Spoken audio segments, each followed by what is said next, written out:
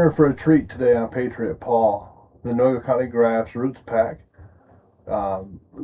did a community forum for the Michigan 101st District seat that's currently held by Joseph Fox. There are 5 running for that seat. 4 of them showed up to this community forum. Gary Anderson for state rep was not there, but I have confirmed that Gary Anderson does plan to attend the Wexford County Republican Party's community forum, which will be Saturday, June 27th, 2026, from 10 till 12 noon at the Carl T. Johnson Hunting and Fishing Center at 6087 M115 in Cadillac. And unfortunately, he wasn't there for this one, but 4 guys that were there, you're going to get to hear what they had to say. I do appreciate you watching Patriot Paul. And please hit that like and subscribe button and notification bell so you will never miss another video. Thank you. There we go.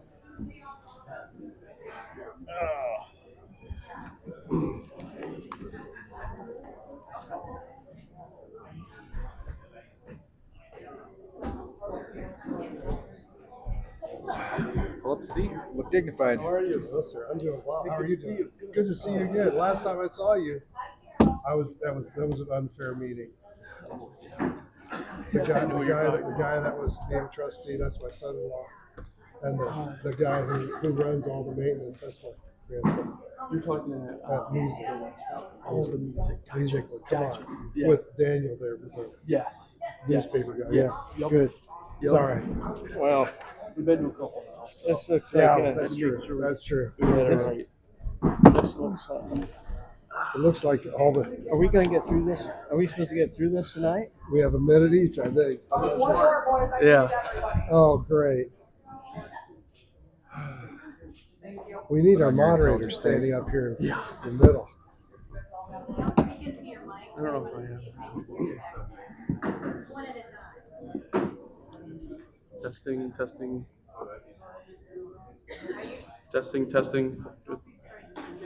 Yeah. I'll start yelling. Testing. Oh, you're good. Test 2, test 2. Tasting. Thanks for the pizza. Tasting. A little bit more? Okay. Okay, thank you. Hey, can you guys hear? Hello. Thank you, Mr. Foster. Testing, come on. Help me out. Can you hear okay? Good. Okay. Up. Up? Oh, that means, I thought that meant okay. Just project. Hello. Project. I have to pretend I'm preaching. Okay. Hello. Goodbye. Thank you. Hello. Very nice. Nice and tight. Good.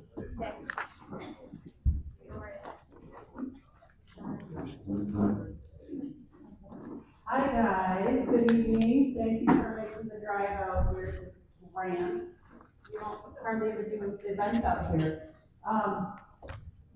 Tonight we're bringing you the 101st Republican candidate, and I want to introduce our moderator. Is Pastor Jordan Chambers. He's a pastor right over here at Grant Community Church. I know him because our homeschool co-op is there. So he's been a teacher for one of my kids. And then I'm going to introduce the candidates, and then we'll do prayer and pledge of allegiance, which will be led by Pastor Jordan. So our first candidate is Jackson Dewar, Fremont. Yes. Fremont, he's from Fremont. And our second candidate is Luke Ising. He lives not too far from me, a little north of White Cloud. Ben Townsend is the one that's traveled the farthest. He lives up in Cadillac area, Wexford County. I don't remember where you said. Music.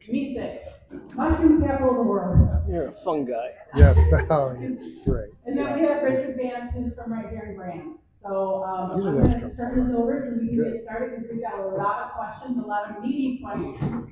So I'm gonna hand the microphone over to Pastor Jordan and let's get going. Well, let's begin with a word of prayer. Please join us in prayer. Father, we give great thanks to you, creator and maintainer of all things. You've given much blessing to us, and we are thankful. On a night like tonight, we get to understand and examine our own thought processes, and tonight, as these four gentlemen are asked these questions, and as they respond, we ask that you give them comfort and guidance and wisdom in these moments. Bless this entire opportunity that it might glorify you as that in praise of Christ. Amen. Amen. Would you join stand with me, salute properly? Flag is behind us. Let's join together and recite the pledge for the flag. I pledge allegiance to the flag of the United States of America and to the republic for which it stands, one nation, under God, indivisible, with liberty and justice for all. Thank you. You may be seated.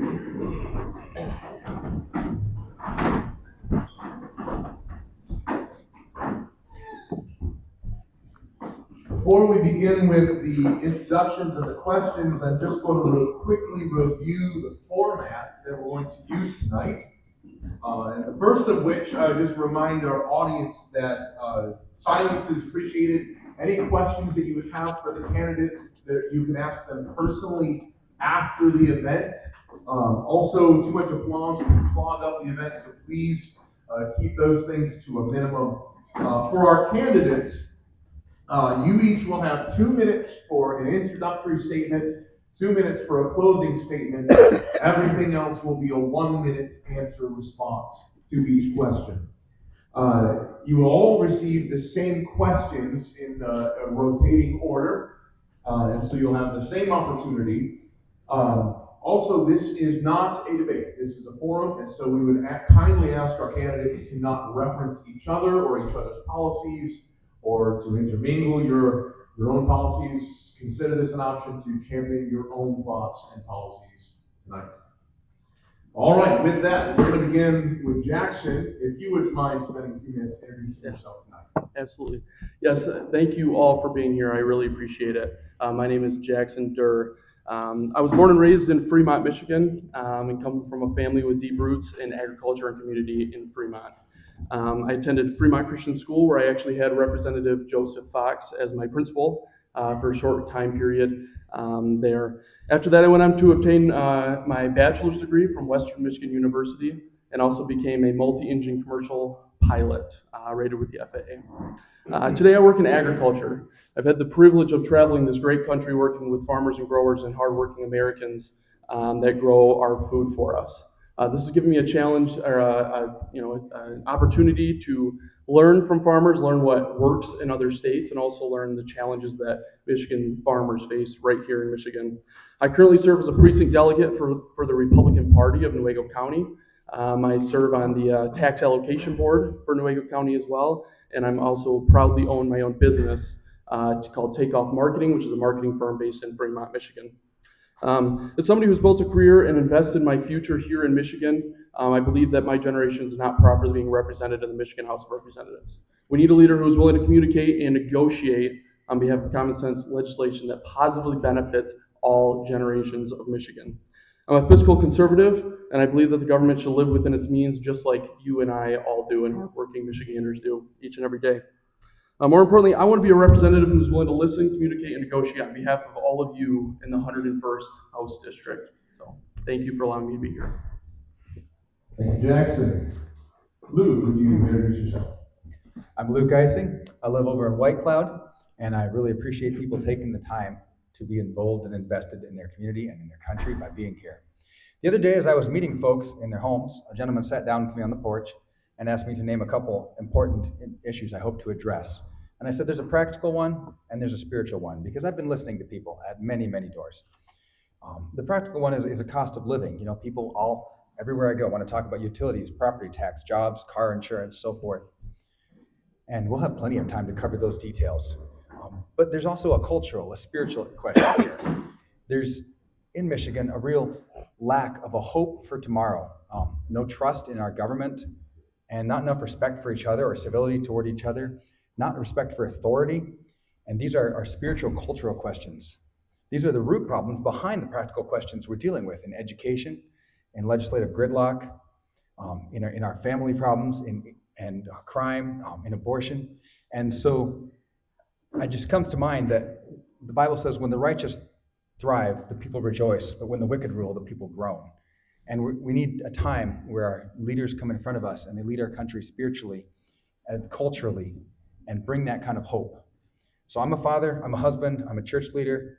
I've studied at Oxford and started a farm and a contracting business. I can relate to a wide variety of people. I fix and build my own stuff. But everything that matters really about me comes down to my relationship with God. And whom have I in heaven but you? And earth has nothing I desire beside you. My heart and my flesh may fail. The Lord is my strength and my portion. So many people ask if I'm afraid of being sucked into the swamp when I get there. I'm not. They don't have anything I want. I want to establish justice and promote the general welfare. So we, America, have a lot of ground to make up economically, culturally, spiritually. And I'm fighting and striving for that at home in my community. I'm happy to talk with you about some of the things I'm doing with that. Send me to Lansing, and I will work for the people and for our great nation. Thank you, Lou. Ben. Thank you. Thank you for having me come down here. It's a lot warmer than it is up in Mesa. But I appreciate it. I could just let you know I'm a servant of the Lord. I believe in serving not only Him, but serving Him, serving the people. Whether I was a high school teacher for 14 years, teaching government economics to the senior class every year, new seniors, or whether I was the principal or even the superintendent of the high school, when I went on to be a college professor and even a dean, academic dean, all I wanted to do is serve whoever the Lord brought in front of me and try to inspire the students as much as I can and present my virtues down to them, virtues from the Lord, of course. But I was at a church of 8,000 in Indianapolis and was called up north to be a missionary to the heathen people of Mesick. And so I started a church there, and I pastored there for 25 years. And with each building program, we paid as we went. We took offerings from the folks. They gave out of a need, and for what we needed more buildings, we needed more pews.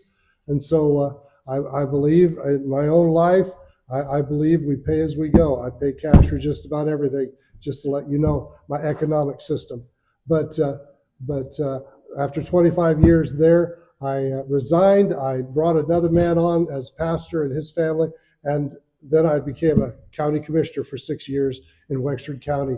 As a county commissioner, I did more serving on the different boards and committees in the 6-county area than anybody else that has ever been a county commissioner. And so I just wanted to serve people. I brought boards together, whether it was left or right or in between. I was able to lead those people into a different culture and let them know who I am. And so the Lord's given me some great results, and I owe everything to Him. Thank you. Amen. Rich. Well, good evening. First of all, I want to just introduce my wife, because without my wife, I would not be on this journey because this is very much a family journey. And we prayed, and one day I just looked at her and I said, that's it, I've got to run. I said, we can pray for people. We can pray that hearts and lives are changed in Lansing to do the right thing, get the wrong people out, get the right people in. And I said, we are that people. And that's why I'm running. I serve on the local school board here. I've won 3 elections here locally. Also, I served 7 years on a pregnancy center board up in Petoskey, very much pro-life. While I served there, we was able to acquire an ultrasound machine, which is absolutely vital when it comes to dealing with young ladies with abortion, dealing with abortion and that. Very successful. I had spent 35 years in the construction industry. Right now, I serve as a senior superintendent on a job over in Muskegon, almost $250 million job there. There's 3 senior superintendents there. So I work with a lot of men a lot of people in the construction industry with the supply chains and the vendors and so forth. A lot of responsibilities. I served in Haiti. I worked with the military as building naval facilities throughout Haiti so that we could help during a disaster situation. Also, I've worked in Puerto Rico. I've done internationally. I also have worked in probably half the states, traveling as a construction person. Also, one thing I want to let you know, I'm very strong conservative, voted for Trump last 3 times. I think it's very important to know what my track record is and my values in that. My wife and I, we have 5 children. All my children have gone through college, very successful. In fact, my son is moving to Germany this week and going to be there for about 3 years working on that. I have various degrees from college. I got different licenses and certifications and certified and was licensed and worked with the Army Corps of Engineers and certified through them for construction and quality control. My vision is for all generations and for serving now. Having 5 children, I understand every generation, what their struggles are and so forth. And my wife and I, we homeschooled, and we did not adhere to the vaccine schedule. And so when you ask me what I believe, what I'm going to share with you more is how I've lived my life, because that is exactly how I'm going to vote, and that's what I'm going to do in serving you and representing you in Lansing. So I just want to thank you for this opportunity tonight. Thank you, Rich. And with those introductions, we're going to go right into our questions for tonight. We're going to start at this end of the table and we'll progressively go through. Each category has an average of about 2 questions, but there's a series of categories. The first of which is on the economy, referenced by a few of you in your introductions. The latest national average for unemployment as of April and revised in May ranks Michigan at 43rd nationwide with a 5% unemployment rate. Pretty high compared to South Dakota at number 1 with the lowest unemployment of 2.2%, and the District of Columbia at 51st with the highest rate of 6.2%. If you became a state representative with control of the purse and the House, what is your vision for attracting new business to Michigan? Starting in Jackson. Yeah, absolutely. We have a struggling economy here in Michigan. I think everybody in this room can understand that. There's a couple of things that we can do from a legislative standpoint. Number 1, right to work. We have to reinstate right to work. We have to attract new businesses to come into Michigan and stay in Michigan. Second of all, repealing the prevailing wage. We're forcing small businesses out because we're forcing them to pay more and more and more money. I'm a small business owner in Fremont. I know how much stuff costs. It's outrageous. A lot of that is from the top. We have to elect a good governor in November. We all have to get out and vote. That is so important. A lot of the priorities that we will talk about tonight, we cannot accomplish unless we have that governor. And we're going to have to negotiate for it.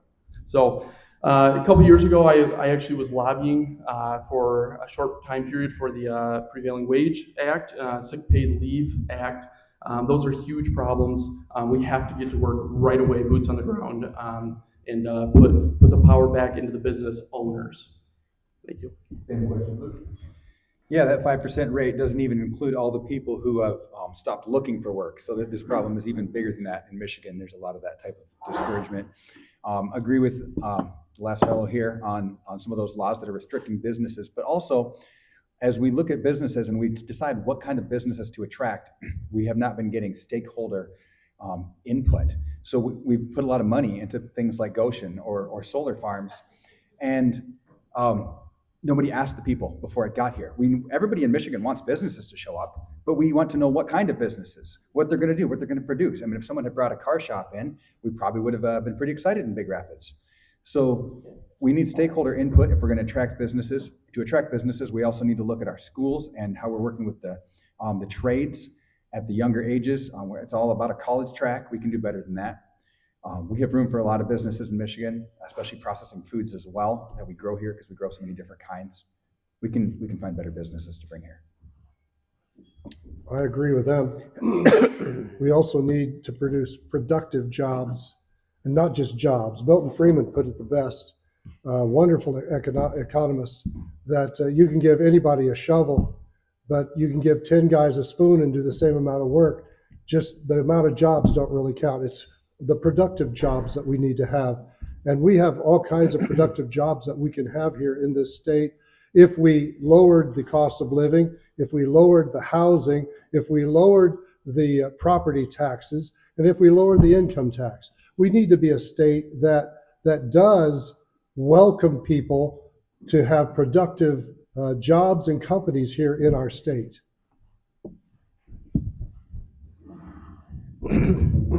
You might find that we agree on a lot of things as we go through these questions, being conservatives and so forth.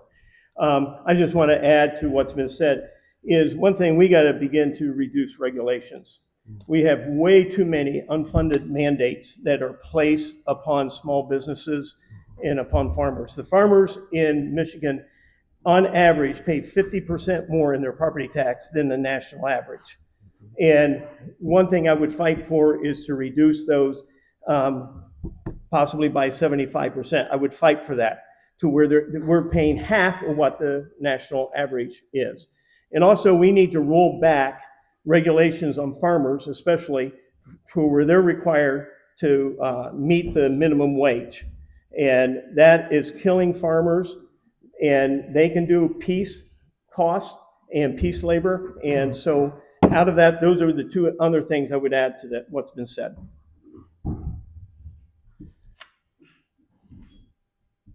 Starting with Luke on this question, the citizens of Michigan are experiencing ever-increasing power rates by our out-of-control power companies and the three-member governor of the board of the MPSC. Michigan is among the highest electricity rate states in the Midwest. If elected, do you envision a way to bring those costs down? Yeah, so I actually had a meeting with Consumers Energy today, just a Zoom meeting and stuff.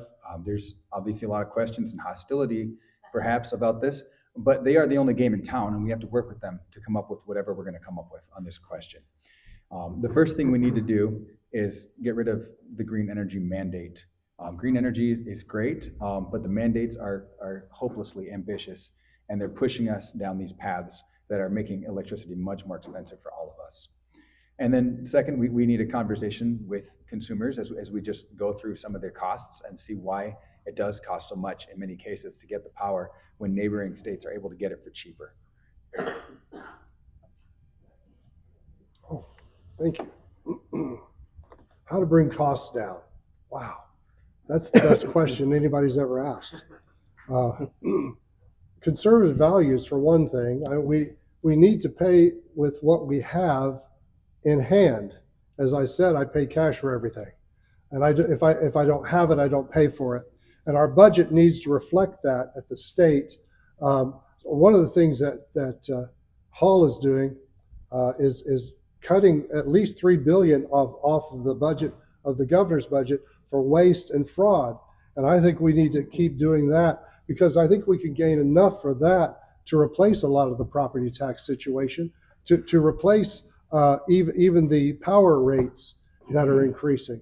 Also, we came up with an idea of starting some more children's homes in family situations, so that the wife may have to work an extra job. I'd hate to see that. My wife has never worked an extra job in my family, and I raised 5 kids for that, and they're all well. But we have to do something. We have to grasp at something to be able to do that.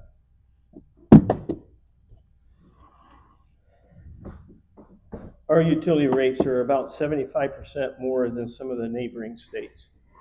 And yet we have a utility company who wants to sell a local dam, sell it to them, buy the power back twice the going rate.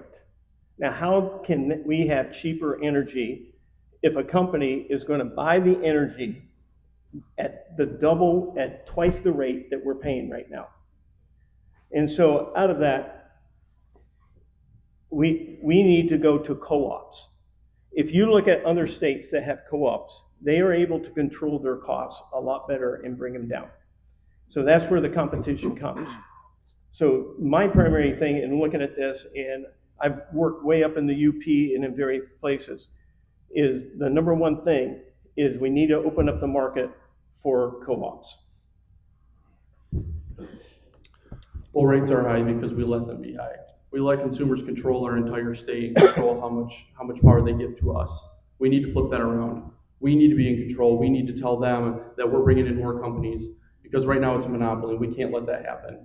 And the other side of it, the other problem is that the MPSC continues to approve rate increases. It's because the Michigan Constitution says that you cannot have 3 people in the MPSC and from the same party.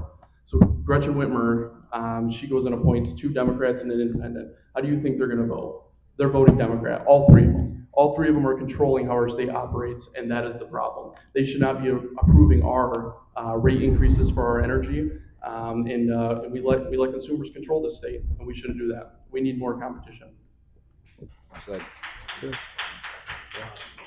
Moving to a new category of questions on education. Ben, we'll start with you. Michigan is ranked 44th in the nation for 4th grade reading. In October of 2025, Governor Whitmer signed a new education budget of $24 billion, raising per pupil funding to $10,050. Since 2003, Michigan's K-12 public schools have seen a decline of more than 300,000 students. Parents are clearly concerned about the education their children are receiving and the rising costs. Many are seeking other options, such as charter, private, and homeschooling. With the year-over-year decline in pupils, public school districts being faced with consolidating or even closing buildings, and the student-to-teacher ratio, what do you see as necessary reforms for Michigan's public education system? Well, it's not to throw more money at it. If you want to throw money at it, you throw it to the competition. That's the homeschooling parents. It's the parents that want to put their child in a school that will actually teach them how to read by the 4th grade, how to write, and how to do arithmetic, how to figure out things.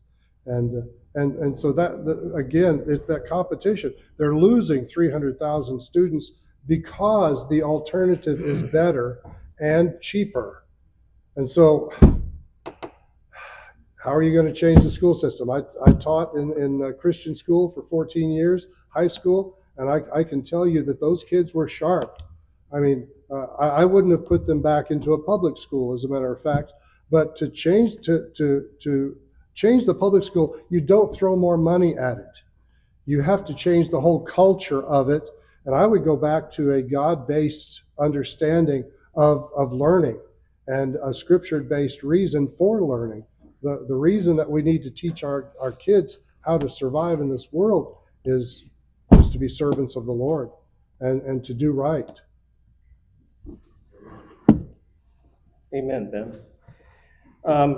By sitting on the school board here, we get firsthand view of what's going on, and by sitting on a state education board, I see how things are filtering down from Lansing, and they're trying to push it upon our kids. That's why since the year 2000, we've lost 360,000 kids in the school system in Michigan. In the next 20 years, they're expecting another 240,000 kids. And on top of it, part of the problem in our education system, the focus is not on education, it's upon pensions.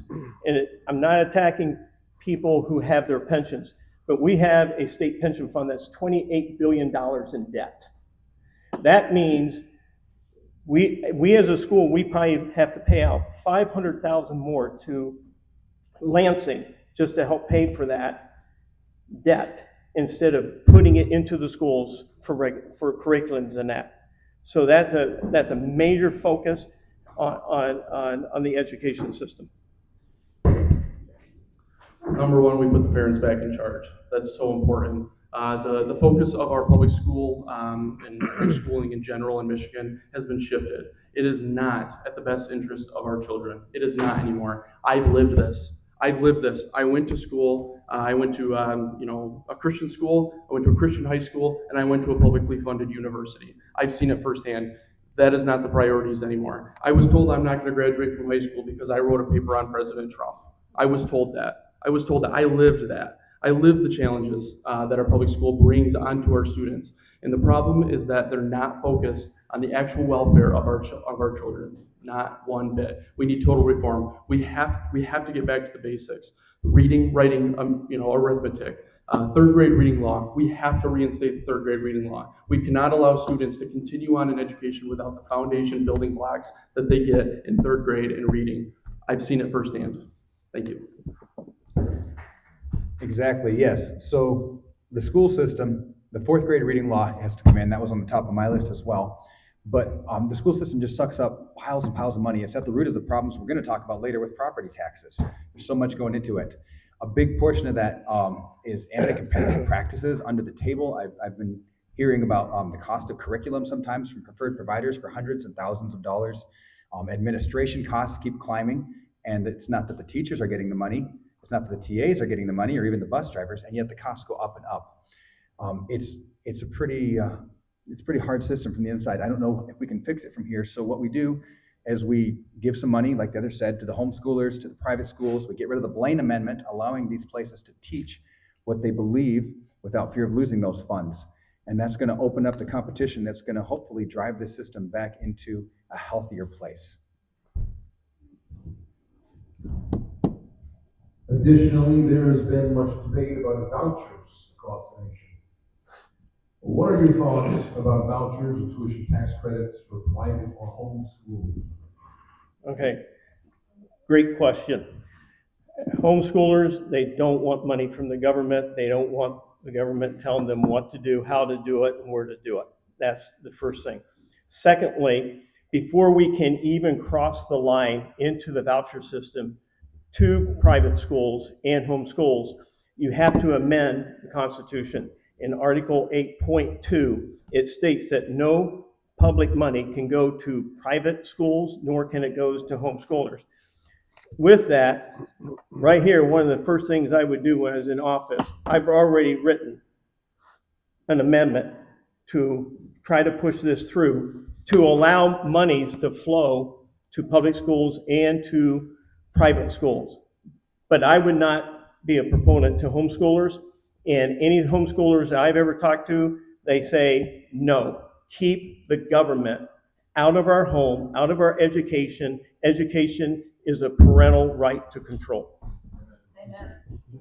Yep, absolutely, and I would agree with that when it comes to homeschooling. You do not want the government in your schooling. That's why homeschooling is available, and we have a really good system here in Michigan. I would also say that that's very similar to Christian schools.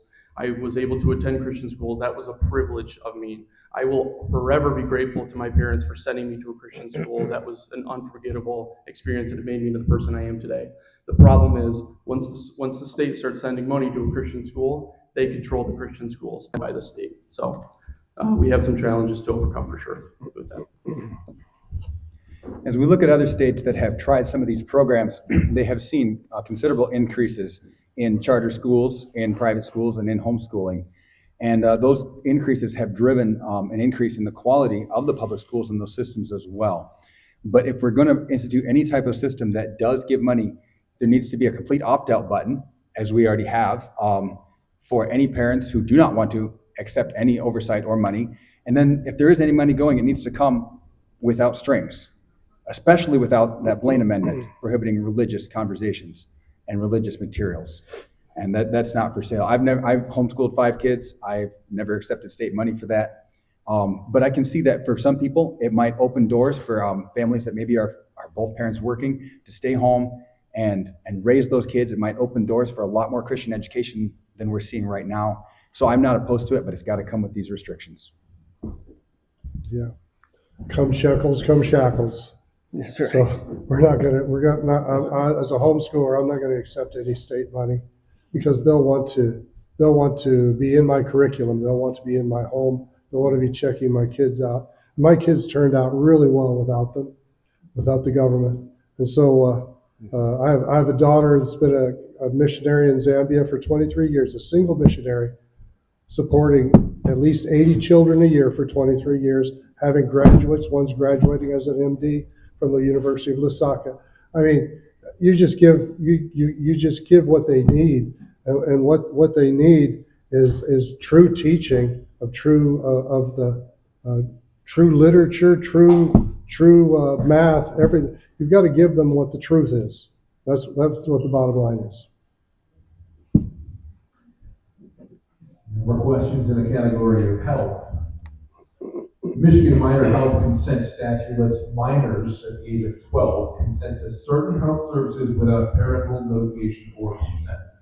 It covers sexual reproductive health, substance abuse and treatment, and mental health. There is nothing to stop medical providers from persuading a 12-year-old into an abortion, participating in hormone therapy, gender-affirming care, or breast and genital removal. If elected, would you want this law to be amended or repealed? Yeah, I think we're all going to be on the same board here. Absolutely not. We cannot allow this to happen. We cannot allow, kids to be persuaded into an abortion or to do irreversible damage to their body. We cannot allow that. Absolutely not. So. I think we need to go a little farther as well. Not only do we need to make sure that our parents are involved and have the first rights with their kids, but why does this surgery even exist for minors? Okay, there shouldn't be illegal surgery in Michigan for minors. I suppose if someone wants to pay for it out of pocket as an adult, I guess, but this is not something we allow it to happen to our kids, anyone's kids. Nobody's making those kinds of smart decisions. You can't buy a gun, you can't buy alcohol. Why would you be allowed to mutilate yourself for the rest of your life at that age? That's bogus. Children shouldn't be allowed to do a lot of things. As a matter of fact, I can't even allow myself to drink. So what makes children think, or the government think that they can have children do things that they're not even old enough to understand yet? And so the parents have to control this, and I'm all for that. I'm totally against. I would want it to be repealed, not just amended. Just get rid of it. Let me put it this way: I follow the science. And the science says this is nothing but crud. It's nothing but what? Crud. Okay. Just I have to be careful. okay. Okay. Well, parents need to step up. In the education system, every one of you sitting here need to be involved and stand up and voice your opinion. Silence is not an option in our society. And action is a necessity. And until we stand up against what is trying to come down through the Board of Education and through Lansing, they will continue to shove it upon our children and in society. Parents need to stop it. Also, this is a pure-out attack against God, against Genesis. God created male and female, and we are to reproduce after our own kind. Therefore, we have to see where the crud is flowing from, and we just need to stop it by standing up together and saying no more. Okay, wait a minute. There it is. I'm excited. It got reduced to 12 times. Luke, we're going to start with you. This is a 3-part question, so better take notes. Gender affirmation is still a big topic. In your opinion, should transgender women, otherwise known as biological men, be allowed to use women's restrooms, women's locker rooms, or participate in women's sports? Second, do you have an alternative recommendation? And third, do you believe that there are only 2 genders? I'm not sure why we're wasting time with this question. Obviously, we don't need the mixing of these genders in sports. That's unsafe, unfair, and wrong in many ways. I don't think we need an alternative recommendation. Just no. And do you believe there's only 2 genders? God created them, male and female, he created them. And he said, go forth. I think another question under the gender affirmation here is the free speech involved in addressing people, okay? If someone comes up to you and says, I want to be addressed as such and such, you can be courteous and address them that way. but it could change every week. It's a free speech right of ours that we do not have to address people according to their specific pronouns. And I may add, we can't lie to people. Because again, you follow the science and how they were born, that's what they are.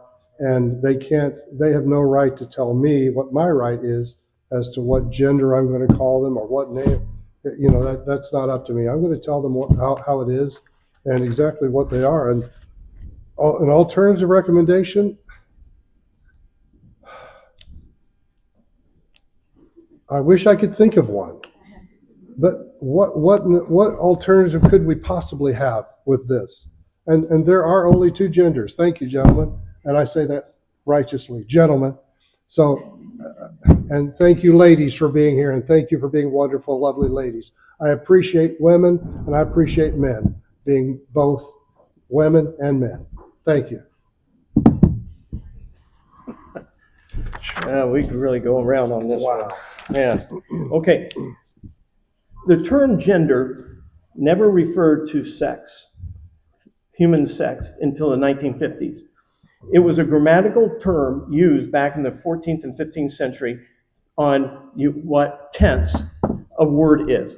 It was in the 1950s it began to be introduced, and in the 1960s we had a gentleman by the name of Dr. Monday who counseled a family to raise their boy as a girl.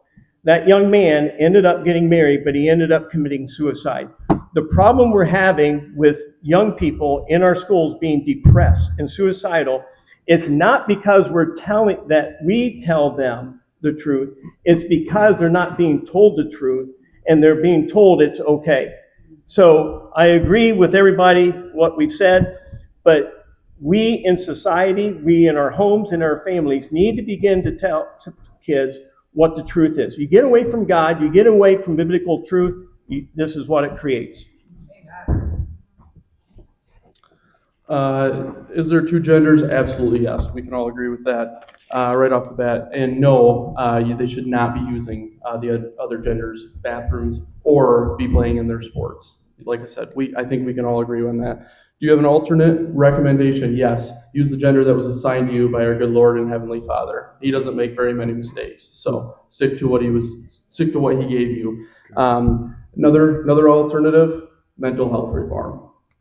That's a mental health problem, 100%. The Democrats have introduced multiple bill packages in Lansing to remove or limit medical freedom over the past few years. They've included things like posting school vaccine exemption rates on the front doors of schools and requiring state-level recommendations on immunization to be developed through physician-led organizations backed on, quote, evidence-backed data, quote.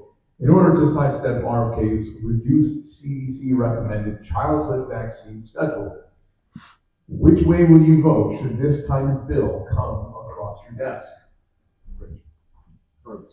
That's all right, thanks. Rich would probably give a better answer to this. I'm all for the parents deciding what their own children should have.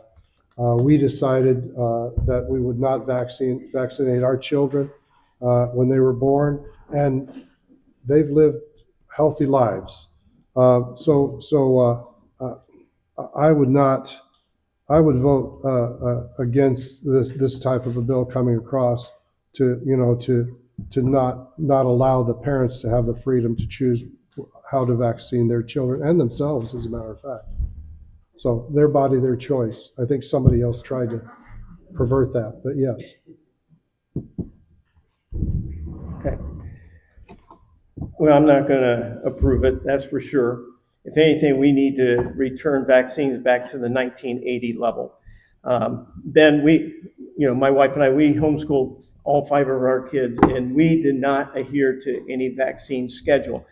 We kept our children away from vaccines until they were older. And that's what needs to happen. The end result of why we're seeing so many problems with young people is the vaccines.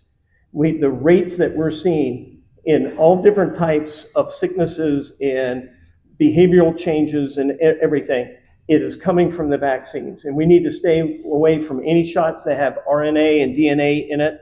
It is dangerous. That's part of the problem that what's creating, why they're getting confused also. So basically, we've lived our life this way, so I'm going to tell you, it's not going to change in Lansing. We're going to fight to reduce it all the way back down to 1980. Well, when I first walked onto the doorsteps of Western Michigan University, it was during the heart of COVID. Immediately, the university said you must receive a COVID vaccine.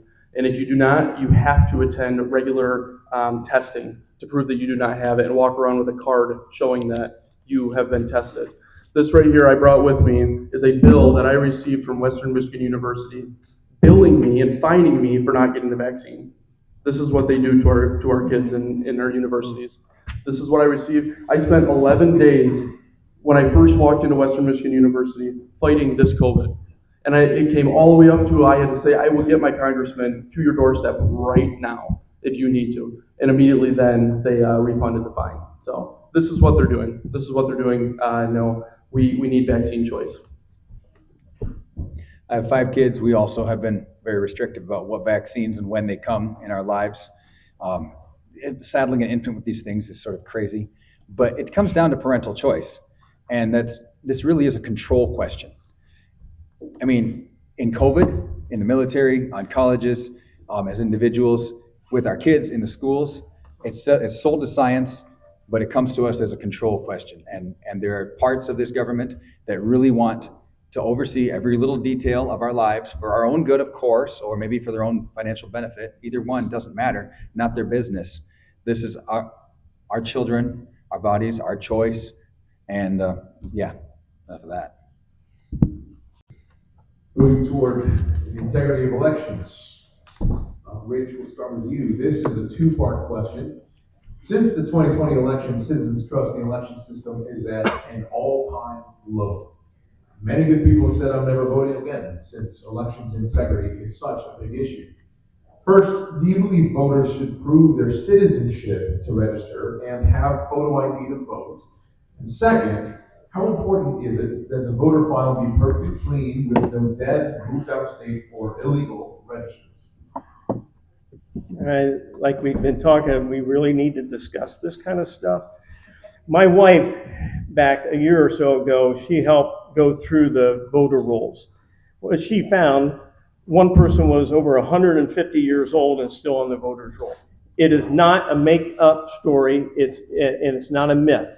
It's actually out there. Problem we have is these things are sent to Lansing, and the Secretary of State does not scrub it and sends it back and keeps it on there. In the state of Michigan, we have over 800,000 people still on the registry, 800,000 more registered voters. So how do you think they get a lot of votes? And so we need to scrub those voter rolls. Plus, the 19th Amendment says that no U.S. citizen shall be denied the right to vote. And so, without a doubt, only legal U.S. citizens should vote with an ID, period.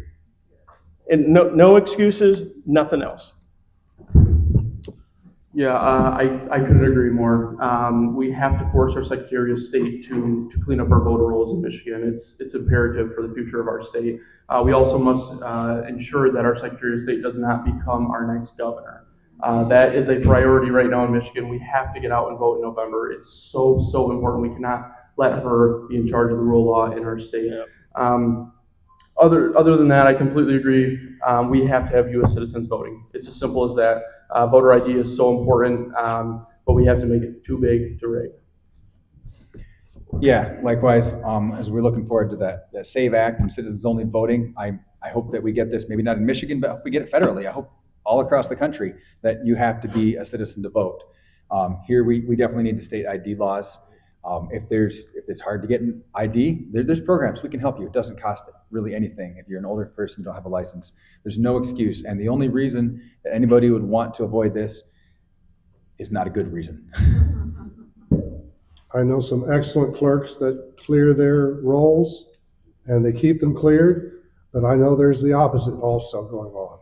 And we need the accountability to be able, from the state, to be able to take those roles and clean them up. And we just have to. And I have to prove my identity everywhere I go. Every time I go to DC, every building I go into, I have to prove my identity. I end up laying on the machine so they can scan every part of me because I get sick of them asking me every time. But that's part of it. And I don't mind proving I'm a U.S. citizen. That's a wonderful thing to prove, Amen. by the way. Yes. So thank you. Would you approve of some of the other possible solutions to election integrity, such as any of the following? All votes in person and absentee must be counted in each precinct or on election night with no out of precinct counting, such as in a location like the TCF Center in Detroit. No poll worker or clerk leaves until the vote totals and the ballot counts balance.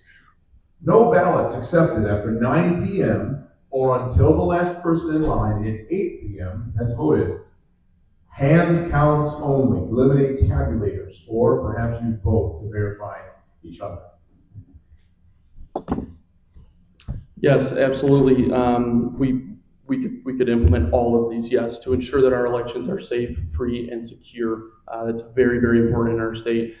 We have a couple of other issues though with voting. We also have the national vote. That's one to be on the lookout for. We cannot have Michigan be a flyover state and contribute to that. We have to follow the Electoral College. We have it for a reason. The other problem that we're facing here in Michigan is the ranked choice voting. If you think that we have problems with our clerks right now, try ranked choice voting. It causes so many problems on election night. It'll delay results. We'll be like California in a race before you know it. There's been a lot of good solutions coming to this question, coming from the clerks. For myself, I have not been a clerk, and I don't really know the best way to solve this, but I've heard from many of them, and they have some great ideas. So some of these are going to work, and I don't know what we can pass, but I hope it comes. Ditto. I'll take your time.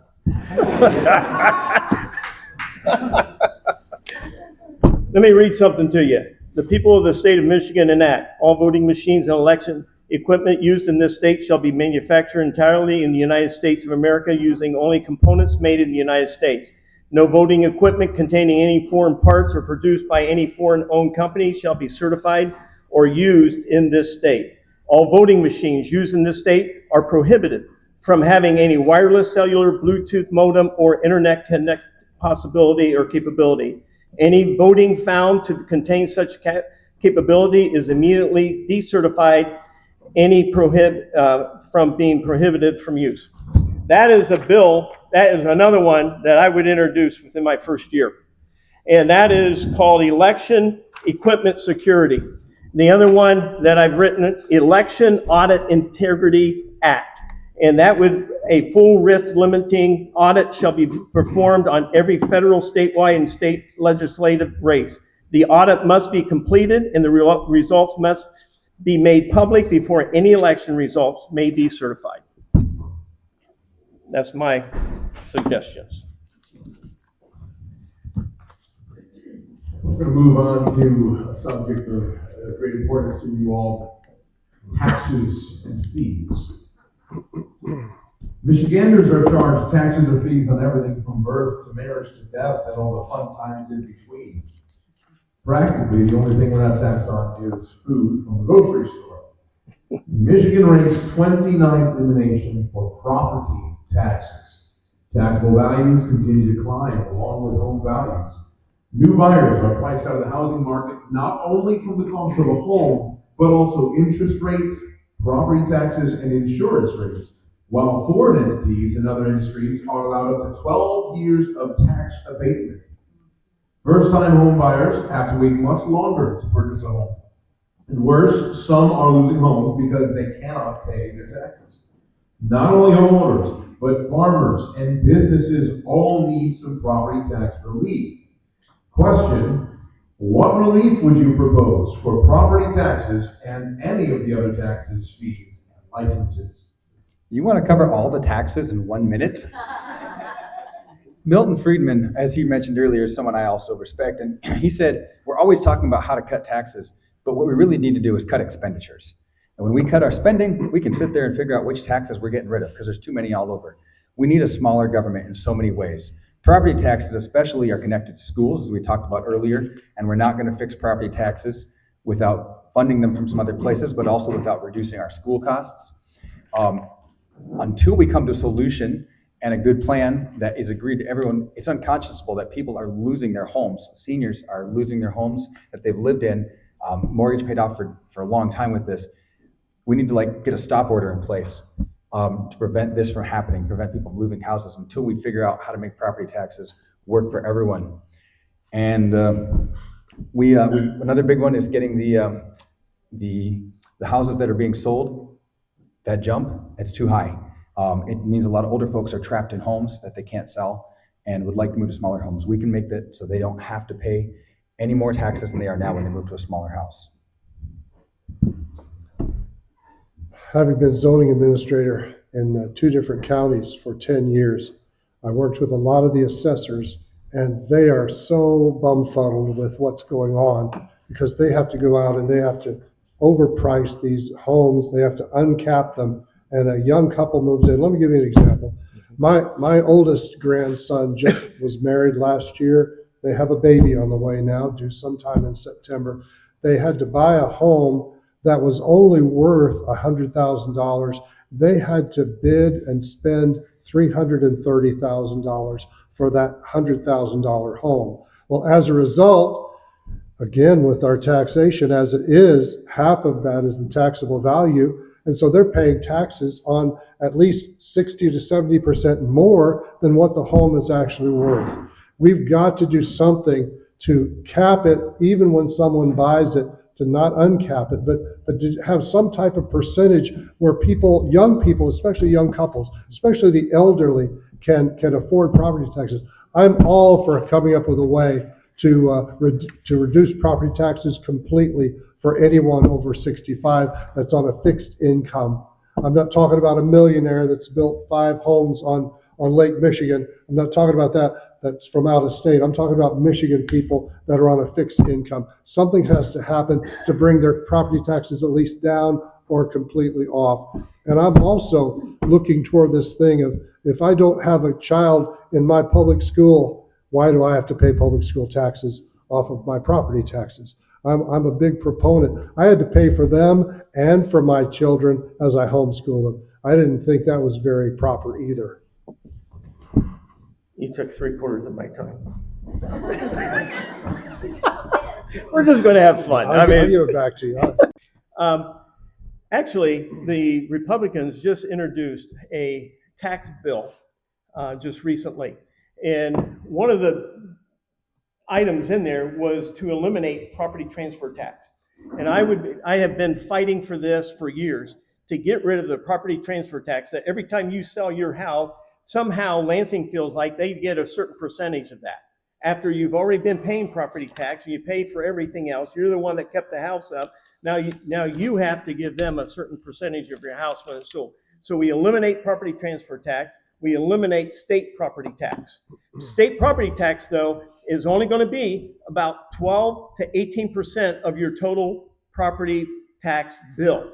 The rest of that is all local. And I really believe that if we become communities in our state to where we take care of our fire departments, we take care of the EMT, we take care of the aging, we can, listen, there's plenty of money within our communities to provide all of these services instead of us paying Lansing and then they give it to Detroit. Yeah, absolutely. The reason that so many young families are leaving our state is because everything costs so much here. One of those is property taxes. We must reform them right away. Speaker Matt Hall is actually working on that right now. As Vance said, he is working on reforming them immediately. Some of those include the real estate transfer tax, as you said, also the school educational tax, removing that. Which allows for more funding to go locally to your schools. It takes the money that we give out of our property taxes in the summer to the state. They shove it all to Detroit. That's what happens every single year. So we have to keep that locally. We have to remove that. I think the number one way that we can reform property taxes, though, is putting millages on a November ballot. Approximately 2% of people vote in a millage increase on May 5th or a special election. If we put those millage increases on November, we might have different results. I like that. Nice. In the category of spending and spending accountability, the state of Michigan employs approximately 57,000 people. The state office of retirement services reports approximately 288,000 people are receiving pensions equating to $6.1 billion in annual payouts. The state budget is now at approximately $81 billion.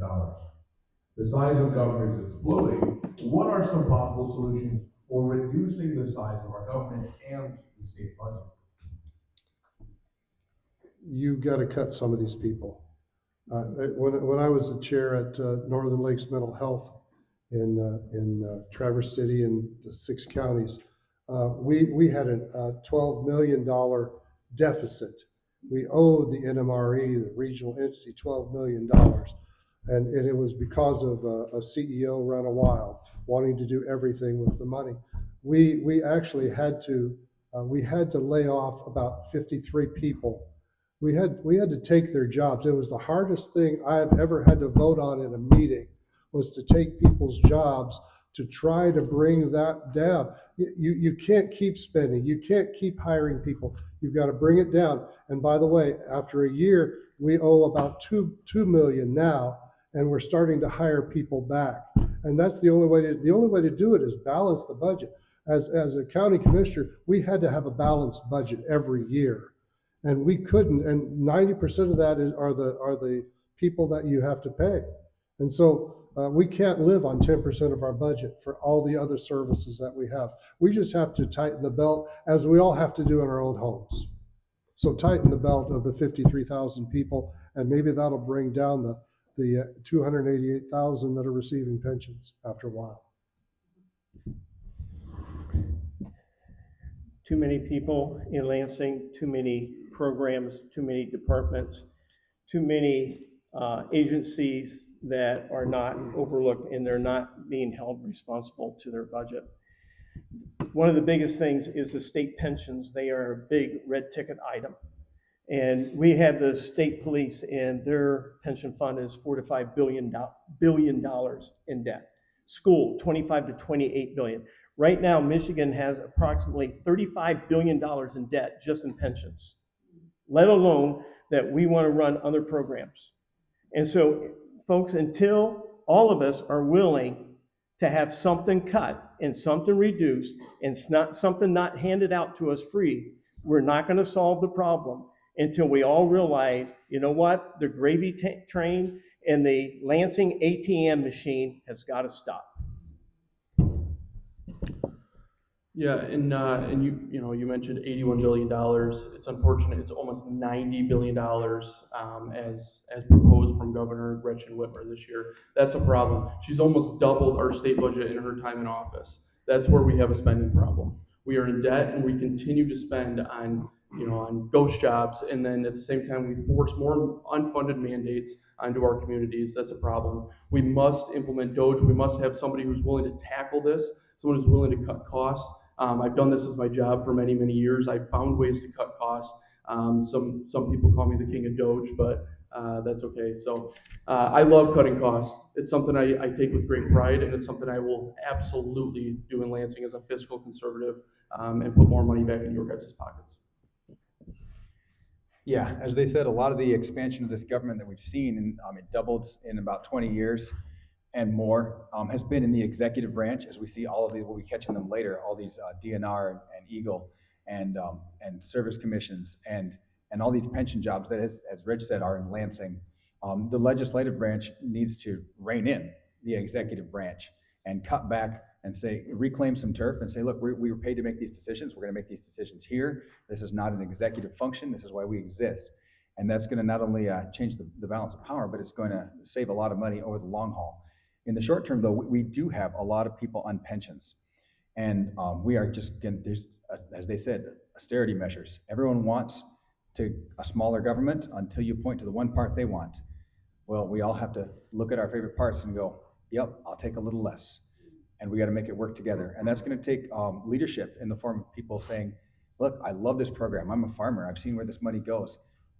We need to cut that everywhere. Everyone's got to pitch in.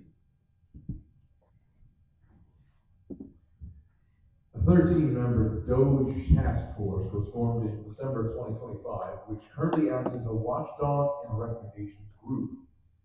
Would you support making this task force a formal department that could help reduce our out-of-control budget? That's me? No. Again, we don't need another department. What we need is we need men and women in Lansing that will stand on principle, who have some integrity, who have some guts, and stand up and say no more and be unmovable.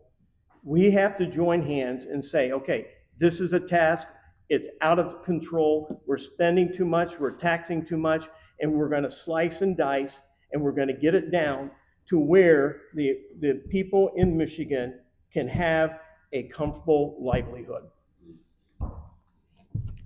Yeah, absolutely. We do not need another department. We already have a DOGE. It should be 110 legislators in the House of Representatives. That's who should be controlling how we spend our budget as a state, and where our tax dollars are going. We need people who are willing to fight for that. We need people who are willing to fight for every single dollar that our state spends and audit every single dollar.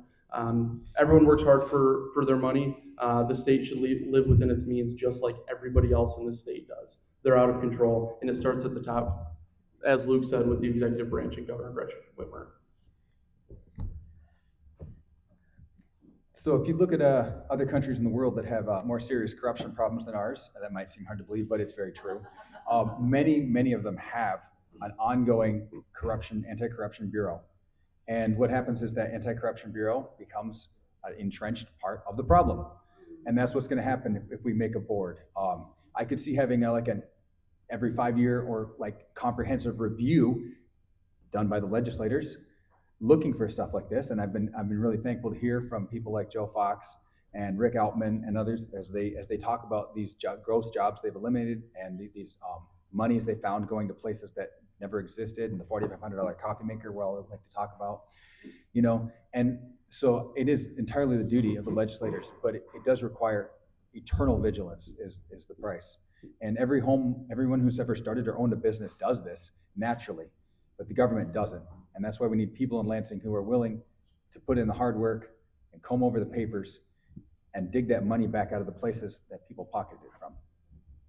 Let me just add, as a Republican voter, we've got to get a Republican governor in there. I really don't care at That's this right. point who it is. We've got to get one. My guy had to drop out, so some of you know, never mind. But we got to get a Republican governor, because they would be the only one that would task the 110 people in the House to doing what they were sent there to do, which is the money part of it, and to oversee everything, just verification of everything. I think Speaker Hall is doing an excellent job with what he's done at this point in time with suing different departments to get the funds back, and he's just done an excellent job. But it starts at the top. We can no longer have a Democrat running the executive office. We've got to have a Republican. We've got to get all our friends out to vote. I don't care if you vote for any of us. We got to get a Republican That's right. governor in there. That's right. Okay. Yep. Our basis for laws in the United States is the Constitution and the Bill of Rights. In some sectors of the nation, Sharia law is making its rounds. In Texas, there's a Muslim community that wants to enact Sharia law and disregard federal laws and the laws of Texas. What is your position on allowing a community in Michigan to enact Sharia law and disregard the laws of the state and the nation? Absolutely not. We live in a nation, one nation under God, and we have American law here, and we need to keep that. We have our state laws, we have our federal laws, and we have one nation under God. Simple as that. I think it's another one of those questions. I mean, who wants to see that? We have one law here. It is the American Constitution. It's the basis. It says in order to form a more perfect union, and it goes on and so forth. That's been our guiding light forever and will continue to be. People who, whether they're in Texas or whether they're in Detroit, we have freedom of religion. They're welcome to practice what they want as long as it's nonviolent. But to use their own judicial system and to punish their own people and to somehow think they can get away with that, that's not Michigan, that's not America. How can you be so much against something? We are Americans, and this is America, and we have to conform to our laws. We are a nation of laws. We're not a nation of Sharia laws. Those are other nations, and by the way, those other nations aren't doing so well. Ours is still, even with all the problems we have, ours is still the best nation on the face of the earth. Our country was founded on the Bible. In fact, our original documents quote the Bible more than any other reference out of the book of Leviticus. Bottom line is, Islam is anti all other civilizations. It's anti-Western civilizations, and it's anti-American, it's anti-Constitution, it's anti-Bible, it's anti-Christian, it's anti-you. The word Islam means submission. I've worked in Africa. I've worked alongside Muslims, and I'm going to tell you that the Islamic way of life is to take over this country. Wherever they build a mosque, they are claiming victory. They are claiming that territory. It's not a place of worship. It's a place of indoctrination. And we as Americans need to know that the Islamic way of life is anti-humane, and we need to stand up and say, no, I don't want a Muslim next door doing their worship time as my alarm clock. Michigan Public Act 233 of 2023 is one of the most significant reductions of local zoning authority in Michigan in recent decades. In these specific areas, large-scale wind, solar, and battery storage projects, do you support or oppose the repeal of Public Act 233? This should never have existed. We have local zoning boards for a reason. We have the right to make decisions about our own territory. I'm on my township zoning board right now. We saw that come across and we were like, what? We had just finished crafting a solar ordinance and it was taken away. We're watching what goes down in Garfield, we're watching what goes down elsewhere. 233 is the first thing to go away as soon as Republicans get a hold of anything in Lansing. We must repeal it. Again, being a zoning administrator for 8 years, one of the largest the Wexford Joint Planning Commission is 11 townships. And in one of those townships, a company from Chicago is trying to put in an 1,800-acre solar farm. Now, I have to give them due process, but I'm not zoning administrator right now. But I want you to know that is just wrong. And the people of Wexford Township, of Wexford County, have come out in droves fighting against this, and I praise them for that. And I was at the last zoning meeting where Michelle Hoytinga was there and read this company from Chicago, the Riot Act. Folks, we cannot allow our farmland to be taken over by solar farms. That's for sure. It's interesting. EGLE, DNR, LARA, DIFS, all of these agencies are unelected. And they sit there and they make regulations and they enforce that. That's representation, that's like taxation without representation. Okay, that's producing laws without representation. And the first one needs to go is the Service Commission. And we need to repeal PA 233. I just happen to have another bill that I would introduce to repeal PA 233, because local control should be back to our county and back to our cities. And if a local group of people want a solar farm, then they have that right to do it. But not when they sue a township into submission like they did Saline in our state. Absolutely. First thing is repealing Public Act 233. That is so important. We have to protect and reinstate local control in our communities. The other problem that I see, though, is that we can talk all day long who has the control on solar panels. You know, is it the state or is it local? The real control is with the landowner. They're the ones that have the ultimate say, yes or no. That is the bigger concern to me. Why are farmers selling or leasing their land to solar projects? It's because profitability is down. That's why. They can't make money farming it. They don't want to pass it on to the next generation, so they go ahead and they let it go to solar. That is the true problem. They're the ones with the true control. Yesterday, I was endorsed by Farm Bureau as a friend of agriculture. That's because I know this issue inside and out. I know why farmers are leasing their land to solar is because they're not making money. Because we continue to press on more unfunded regulations through Eagle, through unelected bureaucrats in Lansing that are forcing farmers to either leave the state, it's forcing producers to get their product from another state, and ultimately it ends up with the solar panel there.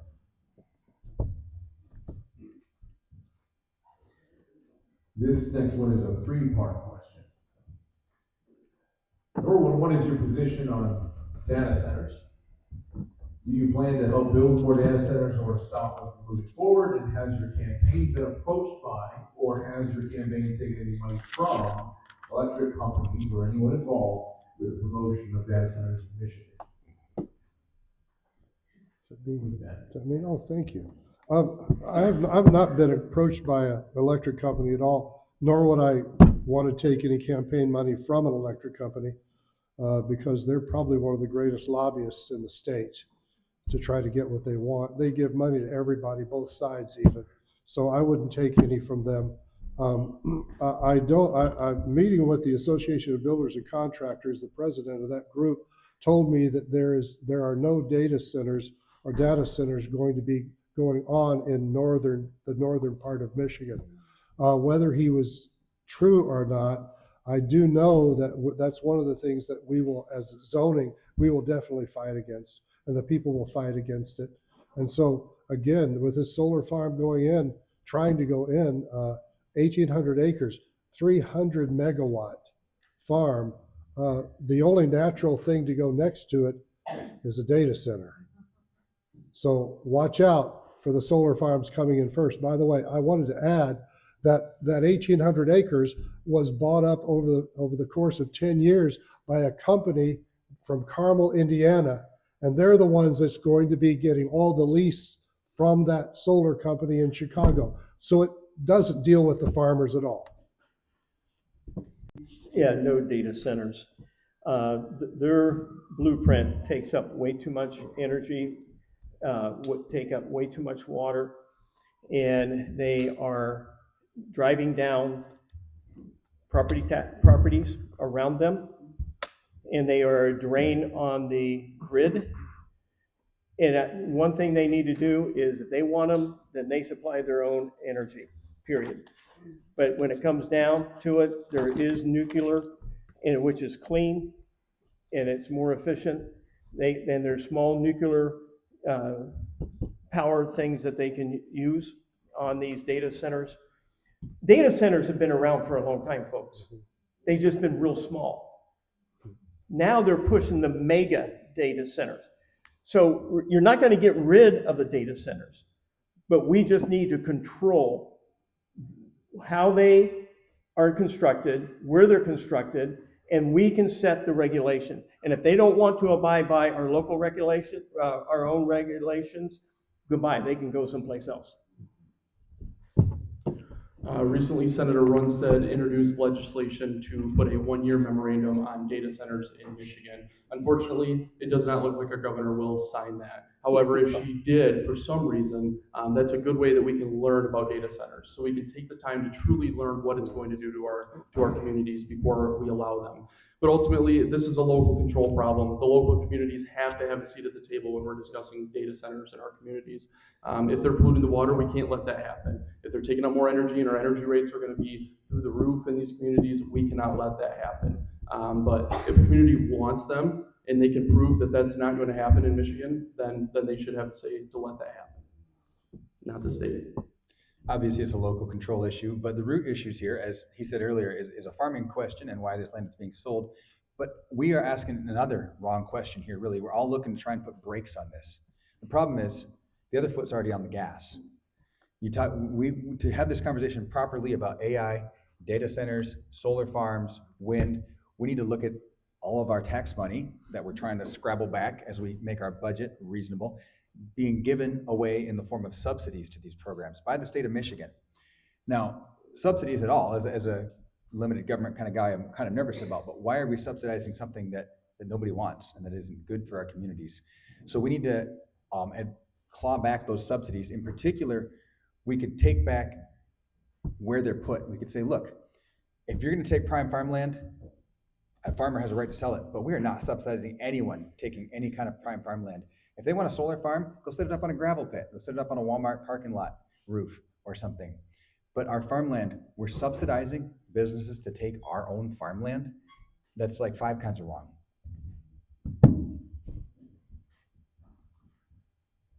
The regulatory agencies.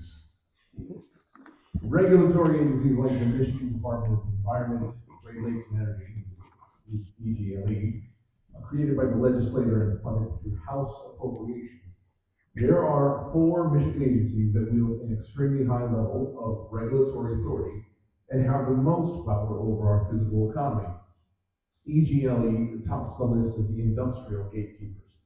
The Michigan Public Service Commission controls utility pricing and infrastructure approval. The Michigan Department of Health and Human Services controls billions of federal and state funds and can issue public health orders during emergencies, as seen during the pandemic. The Department of Licensing and Regulatory Affairs is the gatekeeper of licensed professionals. And these agencies also wield a high level of authority.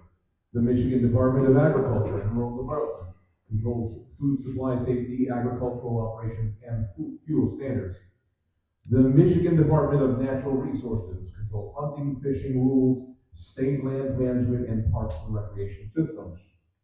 The Michigan Department of Insurance and Financial Services regulates insurance rates, auto, home, and health, oversees banks, credit unions, and mortgage lending, and consumer financial protections. The Michigan Liquor Control Commission controls liquor licensing for bars, restaurants, and retailers, and enforces alcohol laws. Most of you all remembered all of those. Of these regulatory agencies, is there any one or more that you would consider the funding, create stricter guidelines on, or investigate their spending, or even rein in their regulatory authority? Starting with you, Rich. Yeah, ditch them all.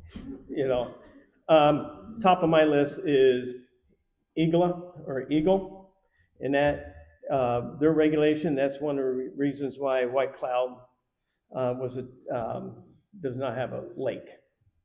They come in, they override the county, they override you and me, and they do what they want to. All of these primarily are, I want no regulation without representation.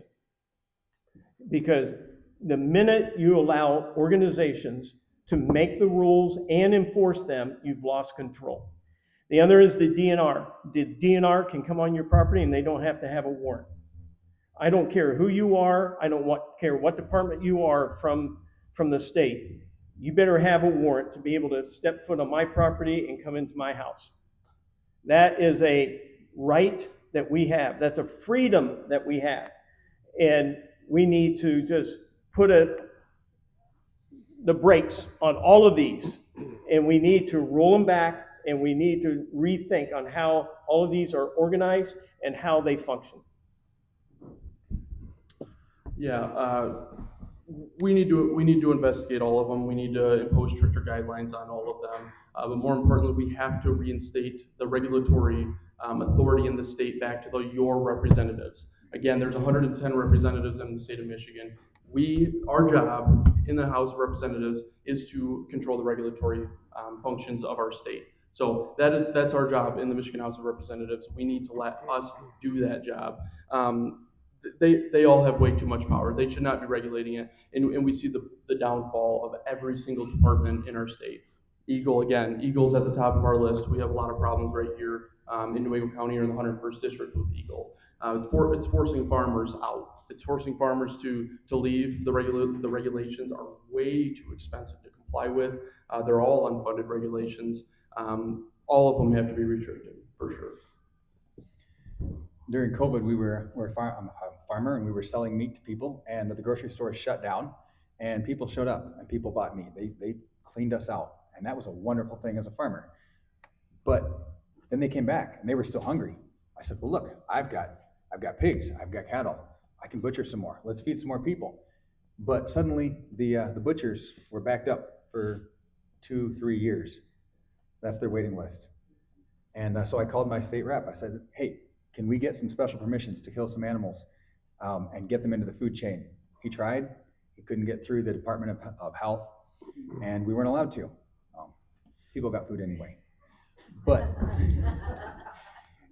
Rick Snyder famously said that when a business comes to most states, a bunch of people come out there and they set up a website and say, how can we help? He says, when a business comes to Michigan, a bunch of people also show up and they say, we're here to regulate you. Here's what you need to do. That's the kind of adversarial relationship that our bureaucratic regulatory system has in Michigan. And it's a compliance, it's not an assistance situation. That's farming, that's business, that's how we've driven our businesses out. We need to reform them, we need to defund them, we need to build a working relationship with the same goals. I'm very much into deregulation. As a matter of fact, even as zoning administrator, I spent the last 10 years deregulating zoning, making the least intrusive means for everyone's sake. And you can only get so close to your neighbor or you're on your neighbor's land, and you shouldn't be that. And so I redid the entire master plan of 2 places in Wexford County and in Manistee County. I wrote those and made sure that our counties were rural based in everything that we did. And I am so upset at the Eagle people up in Manistee County that will not allow a man for the last 3 years to get a house built within 50 feet of a lake. And the reason is, there is no reason. He has zoning permission, he has his building permission from the state, but the Eagle man is saying, no, I don't feel like coming out and seeing it anymore.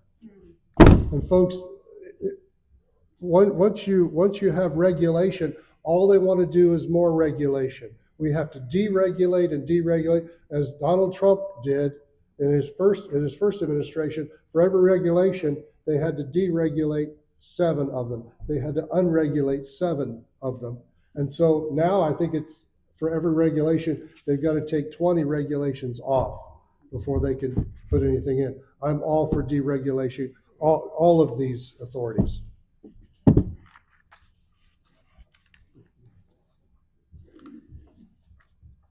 The Michigan Economic Development Corporation is a public-private partnership within the state of Michigan. It is an economic development organization that administers incentives and development programs and is subject to oversight by the governor, legislature, courts, and auditors. Problem is, it's a public-private structure. It makes the governance and the accountability framework different from a traditional state department, such as EGLE. In the last state budget, they received $4.7 billion in taxpayer money. Supporters argue the structure allows flexibility and faster economic development decisions. Critics argue the structure can make oversight less straightforward when it comes to transparency, incentive programs, accountability, and economic development spending. If elected, will you support defunding or reining in MEDC's authority in any way? Well, departments have to have their authority reined in immediately. That's super important. The transparency is what is most concerning to me. All departments, any dollar that we are giving to the state government needs to be transparent. That needs to be fully transparent between the state government and the people. That has to happen. That has to happen across the board on every single department in Michigan. We have to force the department heads to comply with that. I see the benefit of it, but again, that's a lot of money. That's a lot of money that we're shelling out to a department like that, and we need more authority in our legislative branch. Here we go again. Yeah, thanks. Transparency is first, right? If I want to take $20 and throw it into the trash, I can do that. But this public money, every dollar, we need to know where it goes. And one of the major problems here with MEDC is that a lot of the things they've funded and supported, as we talked about earlier with Goshen and so forth, or some of these solar farms, they've been doing things that don't have stakeholder input, that don't work with local governments, that don't work with the people. If they want to bring projects to Michigan, which is their job, and it's an important job, then they need to work with the legislators who represent the people, and they need to work with county and local township and city governments to make sure that these projects are being cited correctly, that's the right kind of projects. And so I'm MEDC, yes, transparency, rein them in, and tie them to the legislature, and tie them to local governments. Reagan just said trust but verify, and we need to verify where all this money is going. And it's hard to verify when you have an arm's length from something that you can verify. I mean, where is the board that oversees the MEDC? There is none. And so they just spend however they want to whoever they want, and it doesn't help anyone. Again, get rid of things like this. It's about 6% of the budget. So, if any of us, when one of us are there in Lansing, we could cut 6% out of the budget real fast. Mm-hmm. There you go. Good. Good. Many Americans are concerned about foreign-owned entities purchasing farmland, food factories like Smithfield Foods, and land purchases near military facilities and water resources. Furthermore, Michigan's Public Act 198 of 1974 allows foreign entities to qualify for property tax abatements for up to 12 years. What are your thoughts on foreign-owned entities purchasing property in Michigan, and would you consider amending that public act? So we live in a world where our seniors are losing their houses to property taxes, and we're giving property tax abatements to foreign national companies. Come on, that's absurd. Nobody wants to see our farmland bought up or sold. This is something that we are working on. We've seen the House recently put a bill through on this, and tried to pass it. It got reduced down to just I think 5 terrorist labeled countries. And so as of now, it's something I think we all want to see. We all want to work on here.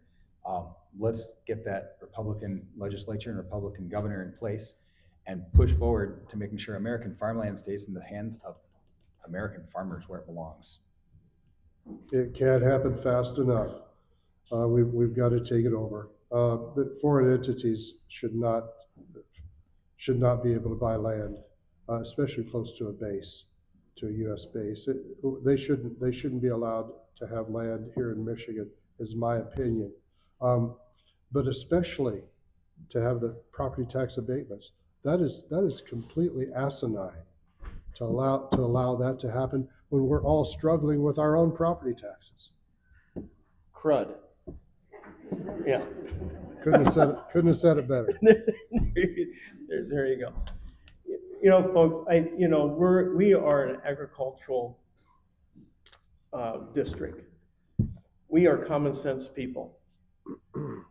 We know how animals reproduce. We know how seeds grow. We know what it means to live from the earth. And out of that, common sense says you don't sell out to a foreign entity, foreign anything. The minute you open up your coffers to anything foreign, you have just begun to lose the ball game. So we just need to slam that door, lock it, and mortar over it, and move on. Yes, I would consider amending that public act immediately. This is actually, this truly is national security. So we have to create our own food here. We have to protect the food that is made here. We have to protect our farmers. We have to show them that we have their backs. Right now, we do not. So that's why you see so much farmland being bought up by other countries because farmers are sick and tired of it. So we have to say to the farmers that we are here. We're going to watch out for you. We have your back. We know how much work it takes to farm a crop. We know the regulations that we place on you. I spoke on this in the Agriculture Committee in the Michigan House of Representatives recently. We summed it up into 4 issues. Foreign competition right off the bat. That's the F. Aquifer, A. Regulation, R. And manpower, M. Those are the concerning factors when it comes to our farmland.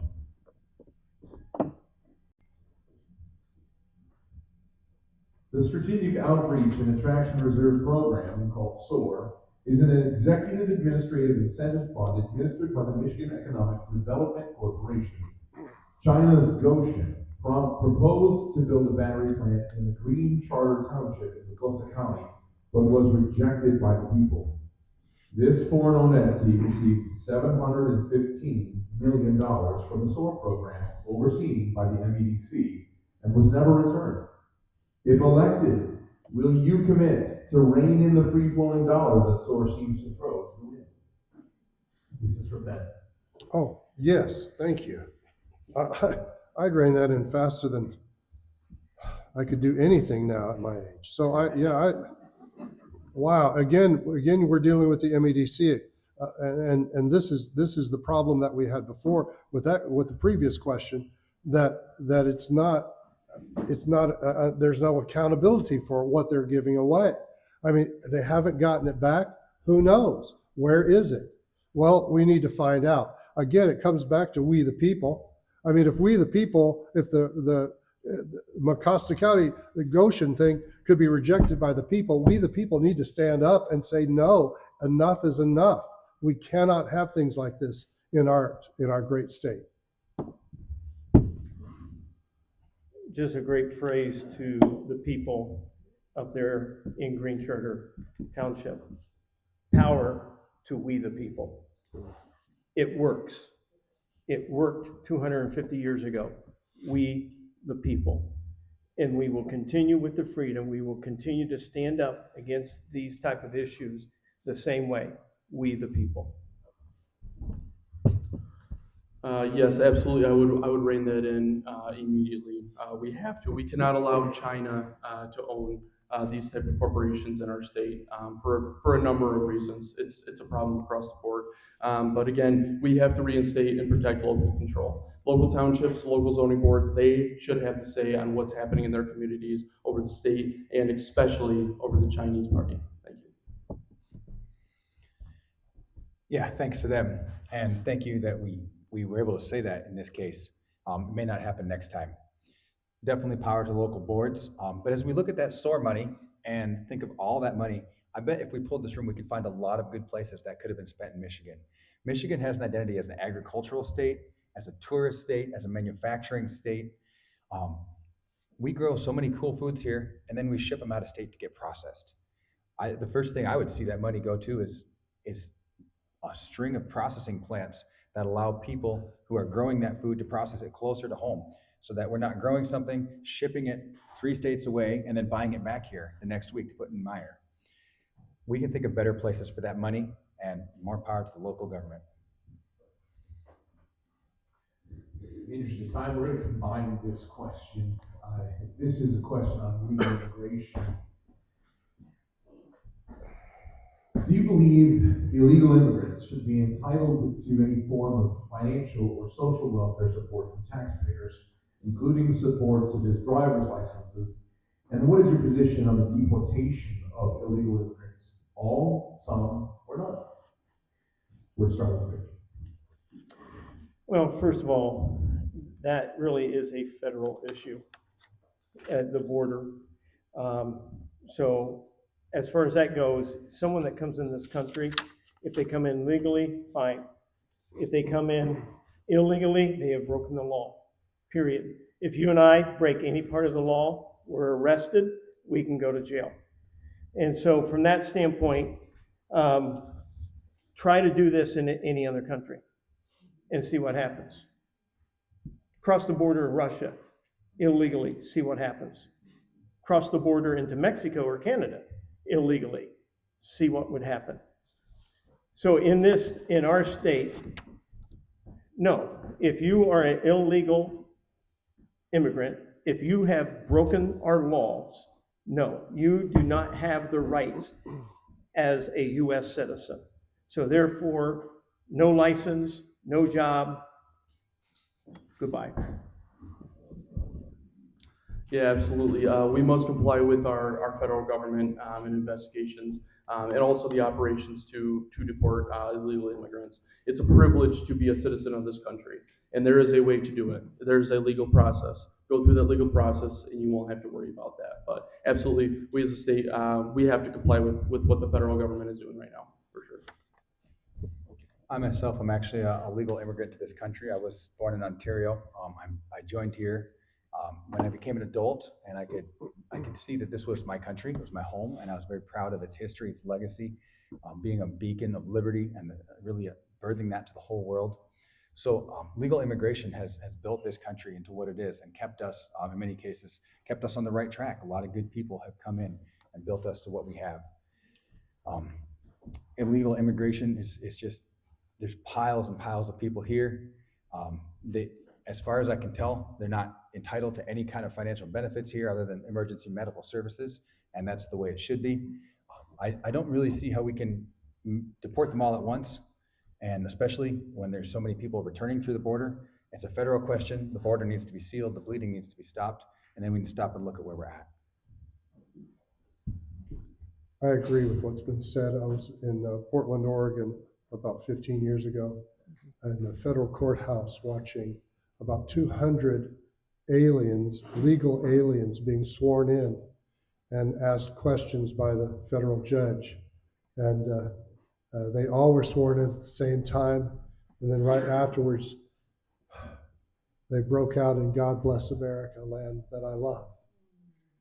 And they all said it in English. They wanted to conform.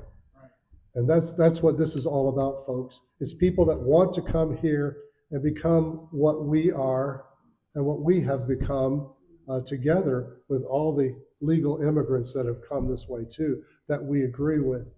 And that was just such a joy to hear them just start singing "God Bless America, Land That I Love."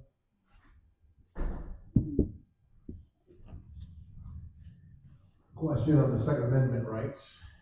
Democrats are constantly pushing for more gun control. We've already had plenty of laws in there, background checks, red flags, safe storage, and whatnot. What is your stance on more gun control and or confiscation? Yeah, absolutely. No more gun control, that's for sure. I am a gun owner and I am a CPL holder, and I'm proud of it. That is a right that we have as a U.S. citizen, and I support that. Right away, I support Michigan Stand Your Ground laws. Those are very important, as I learned a lot about, in the CPL class and in the training. We learned about the adversary effects when you use your right to protect yourself, and the regulatory and the legal concern that brings. So right away, Michigan Stand Your Ground, that's important. I also oppose restrictions to the manufacture, sale, transport of firearms. We can't be doing that as a state. That's immediately breaching our Second Amendment rights. I also support repealing the red flag laws, allowing for more law-abiding citizens to be carrying firearms, and I support common sense legislation on gun control. So the Constitution, of course, doesn't spell out what the government lets us do. It spells out what we decided we were going to let the government do. And this is one of those rights. We have the right to bear arms. We have a right to have a government that's a little bit afraid of its populace. We have the right to protect our homes. I'm a gun owner. I'm a farmer. I use it often enough, actually, on the farm. And I don't want to see any of those requirements put in place that are going to tighten up the transfer from parents to kids, that are going to make it harder to access or create registries. Leave our guns alone.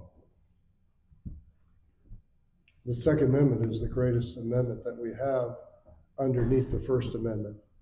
Because without the Second Amendment, we wouldn't have the freedom to worship how we should worship God.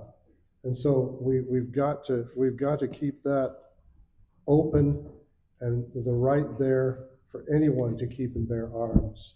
so that we can defend ourselves if we need to and defend our right to worship God. No more gun laws, no confiscation. I don't want to be like England. I don't want to be like Australia. I want to be free. During World War II, the Japanese did not attack because they thought there was a gun behind every blade of grass, and how true that can be. I believe in constitutional carry. I want to be part of instituting Michigan as the 30th state that institutes constitutional carry. Article 1, Section 6 of the Michigan Constitution says every person shall have the right to take up and bear arms to defend themselves as an individual and to defend the state. Take up means to own and possess. Bear means that you can carry it on yourself wherever you go.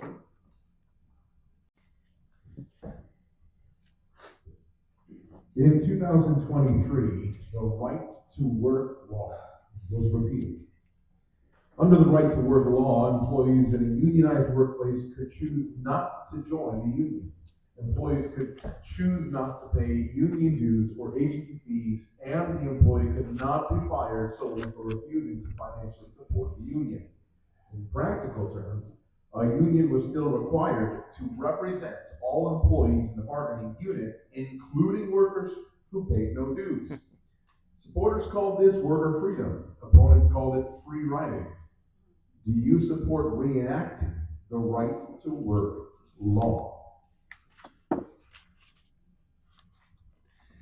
So it's rare you kind of get a twofer, but this is, at one level, it's a constitutional sort of right. I don't see how anyone could be compelled to join an organization. No, but you can't force you to come to my church, can't force you to come to my Moose Lodge, and you can't force me to join a union, even if I'm working somewhere. So that's one half. But the second half is, there's probably not a cheaper, quicker way to bring more jobs and businesses back to Michigan than getting rid of this thing. And it doesn't cost anything to the state. So here we go. Never mind the MEDC. Let's get rid of right to work and get some businesses and get back to work. I agree. I support reenacting the right to work law, just like the other, I think 44 states have, or it's 24 states have. And it works in all of those states that have it. It worked in this state until Lansing got a hold of it on the wrong side and voted to try to help the unions. Wow. My dad was a union guy and as he worked, and I'll tell you what, I grew to hate them. He was on the picket line just about every other year, and we were struggling, and that's just no way to run a family. And yeah, I'd do away with it in a second. Yeah, I believe that a contract between an employee and employer is personal. And if I go work for someone and I agreed to work for them at a set price in the rules and regulations, then so be it. If I don't want to come under those regulations, I don't have to work there. So therefore, I shouldn't have a gun put to my head to be forced to pay dues that I don't want to support. Also, when they repealed the right to work, they set our state back 60 years. It was the first state in our country that went backwards on that same act. That's why I've already written, there we go, a right to work law in Michigan by amending the Labor Mediation Act. And so it would repeal and redo and bring back the Right to Work Act. We need to stand up for our rights. And we don't live in the 1930s of Al Capone. We live now in a time of freedom. Yes, absolutely. This is a fundamental requirement for our state. We implemented the right to work. We were the only state to repeal it after implementing it. That is a problem. Immediately the businesses left. Immediately the job growth was in the tank. Immediately businesses looked at Michigan and said, why would I go there when I have to require my employees to be in a union? That should absolutely be their choice. That should be the employer's choice. We should not be telling employers or employees what to do when it comes to the union. So absolutely, we have to reenact the right to work law. It would be huge for our state. It would put us ahead for sure. We're going to do what's called a lightning round at this time. And what we're going to do is, instead of doing a rotation, we're just going to ask one question. I'm going to ask you to raise your hand in affirmation of that question. A few of these will have an option to oppose, and so I'll give you, raise your hand if you affirm, okay? For all of you, do you believe an elected official should be able to sign a non-disclosure agreement, or an NDA? Raise your hand if you believe that they should be able to sign an NDA. Do you support or oppose any sort of a health passport? Raise your hand if you support a health passport. Do you support any sort of social credit scoring system? Raise your hand if you support. Do you support converting to digital currency exclusively? Raise your hand if you support. Do you support the use of the Baldwin Prison by ICE to house illegal immigrants? Raise your hand if you support. Do you support closing the loophole that allows the governor and legislature to be exempt from FOIA requests? Raise your hand if you support. Oh, to be exempt, wait, I'll reread the question. please reread the question. No, Do I you want them to support have it. closing the loophole Oh, that allows the governor and the legislature to be exempt from FOIA requests? All right, we have two more questions, and we're going to start with Jackson. As of June 12th, the national average for a gallon of gas was $4.11. On that same day in Michigan, the average price was $4.23. 12 cents higher than the national average. Indiana had the lowest gas price of $3.38 per gallon, and California had the highest gas price of $5.79 per gallon. As Michigan ranks 34th in the nation for gas prices, what would you do in Congress to help bring those prices down? Absolutely, and we wonder why everyone is moving right across our southern border to Indiana, because everything is cheaper. 2 years ago, my sister got married. The next day, she moved to Indiana. She refuses to come home. Why? Because of this. Because of economic opportunities in a state like Indiana are booming compared to ours. Everything is cheaper. Property taxes are less. More opportunity, more economic opportunities, more chances to make the American dream in a state like Indiana. That's right in our southern border. Come back to Michigan, we have high taxes, right? We have a high gas tax. Have we fixed the roads yet? No. That was supposed to pay for it, right? So immediately we have to cut spending, right? A fiscal conservative, we have to cut spending at our state level so that we can lower the gas tax, and everything will follow because of that. Yeah, gas prices are in keeping with the other costs of living and doing business here in Michigan. It comes from all the things we've been talking about for the last 2 hours, the regulatory system, the scaring away businesses, the adversarial relationships, and the dysfunction in government. There's no silver bullet, one little fix, I think, that's going to drop our gas tax or our total gas bill overnight. It's part of just a symptom of the whole system. And when we start doing some of the other stuff we've talked about, those prices will drop accordingly. I was born in Indiana, and God sent me up here as a missionary to show you people how to have cheaper gas. So,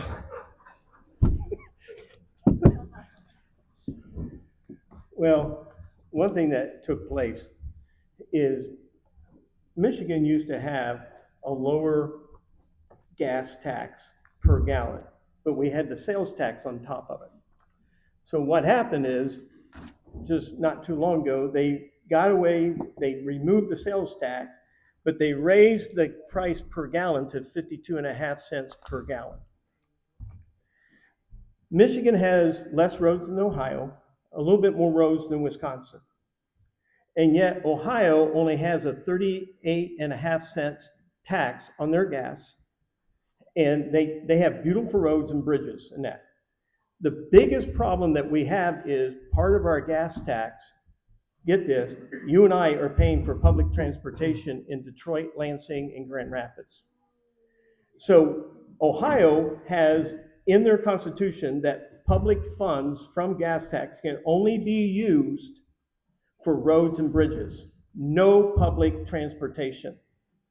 So I have written an amendment to go into the Constitution to where public funds cannot be used from gasoline tax cannot be used for public transportation. That would bring down the taxes, and that would automatically bring down your price per gallon. We have just enough time for you all to end with your closing statements. Again, a reminder, you have 2 minutes each. We started with Jackson at the beginning of the introduction, so why don't we end with Rich, and we'll go that way with the table. Okay. Well, thank you for tonight. I think it was fun. I think it was informative, and I appreciate the atmosphere. And this is what America's about, where we can sit around and talk. This is how we should be able to interact and dialogue like this. And so I really appreciate that opportunity. One thing I emphasize in my campaign is, once again, is how I've lived my life, and it's just not based on ideology. In dealing with large budgets, sitting on state committees, also sitting on a school board, I have a lot of experience and I have a lot of commitment. I've had to deal with a lot of difficulties and solve a lot of solutions and problems. My parents started out as farmers. I worked on the farm. So I know what it takes from the barnyard to the boardroom of how we need to deal with people. I spent 25 years in the pastorate also because I was bivocational. I know what it means to be the sole provider for a family of 7. That was a commitment, and we made it through difficult times. I remember when I was growing up, minimum wage was $1.60. Wow. Now it's getting to be $15, $16. No matter what generation, no matter what time that we live in society, we have the ability to figure it out. We know how to roll up our sleeves and bootstraps, and we can make it work. I believe by going to Lansing, I have the passion, I have the experience to be able to do what it means to interact and work with people of opposite opinions, but iron things out and get things done right. Oh. I have the experience not only with growing a small business, which some people consider a church a business, to 150 people, and 2 building programs that we paid cash for, but also the experience as a Wexford County Commissioner. They called on me to write many of their new procedures to make them modernized. The first thing I did was wrote a code of conduct and ethics for county commissioners, because Michigan is the last state out of 50 to have a higher code of conduct than any of the other states. We're the bottom. We're ranked F-. And so we needed a code of ethics. And they turned to me as a 25-year pastor and said, would you update the code of ethics to include everything that commissioners put online on their Facebook pages and things like that? I said, I'd be glad to do that, because folks, we need accountability. And I'll do the same thing as I go up to Lansing, and I'll go by that same code of ethics, which is based in the scriptures. And I'll form pacts with others that agree with the same thing. And folks, we'll do something to serve the people of this district, 101st District, when we get to Lansing. America and Michigan have been gridlocked in the legislative places. It's part of why the executive power moves out so fast, or power moves to the executive so fast. We need people who are willing to go to Lansing, that can talk across the aisle, that can find common ground, even in very difficult situations, and that can work with civility and respect. What we have now is something I would call mutually agreed dysfunction, where we agree to argue about what we know we disagree on and get nothing done. And that goes on. And who pays for it? The people. You're not electing people to go simply spout off what they feel. You're electing people who will work, who come up with creative solutions and work hard together on coming up with working answers to the problems, even with people that they disagree with at very profound levels. We need some of that. I've met so many people who have checked out because they're sick of the government. And they say, why are you even doing this? I said, look, we have something here worth fighting for. Don't give up on it yet. We've got 250 years. We're not done. This is America. We're going to fight. Limited government, life is sacred, parental rights, freedom of speech, freedom of arms, worship. These are our sacred rights, and there is a path forward. Lincoln called it Reconstruction. It's a mixture of practical solutions, compassion, and relentless commitment to what is right, with malice toward none and charity toward all. Yeah, tonight you heard a lot of different issues facing the 101st House District, as well as our entire state of Michigan. Now the question is, who's best to represent you and your local community at the state level? I am proud to have earned endorsements from the Michigan Senate. I'm currently fully endorsed by State Senator Roger Victory and State Senator John Bumstead. They endorsed me because they know that it is important to have young conservatives in our state government who are willing to work towards the future of our state. They're willing to work with the current legislators that have the experience, bring new, fresh ideas, fresh communication, and fresh hard work that we need in our district. I was also honored to receive the Farm Bureau AgriPac Friends of Agriculture endorsement. This endorsement solidifies my commitment to protecting and also fighting for our Michigan agriculture economy. These are the people who are feeding us, and these are the people that are driving one of the largest industries in our state, and I'm proud to have earned that endorsement. The qualities you're looking for in a state representative are the same qualities that have earned me these endorsements. You're looking for a proven communicator. I own a marketing business. I communicate every single day on behalf of small businesses and some of the largest businesses in our district. I'm an effective negotiator. I negotiate every single day. I negotiate with large companies around this world. I negotiate with customers across the entire United States to obtain a goal. And more importantly, I'm a hard worker.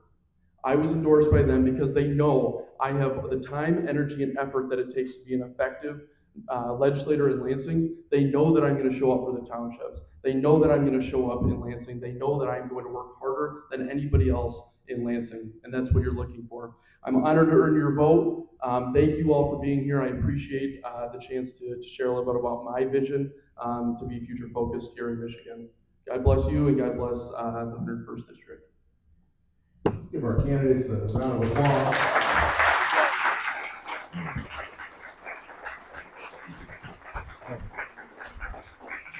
I know that we're going to stick around for a few minutes, and this will give an opportunity for all of you in the seats to perhaps get out of your seats and get your minds.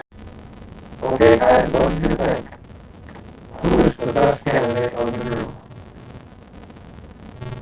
Comment down below and let me know who you felt is the next best representative of Michigan 101st District. I talked about that forum that's going to go up in Cadillac a week on Saturday. I do plan to record that. I also will be in Montgomery County this upcoming Saturday for the 33rd District Community Forum, which is between Joseph Fox, Tina Johnson, Katie Moore, and veteran Tom Norton. So I look forward to recording that so you guys can hear it in its entirety. Thank you. God bless you. And God bless America. And shout out to Andrea Pizza in Grant, Michigan. They provided pizza for the event that you just watched. Here in the Grant, Illinois area, and you want some pizza, order it from Andrea's, and let the brand know, and the brand and the staff know the Patriot Ball sent you.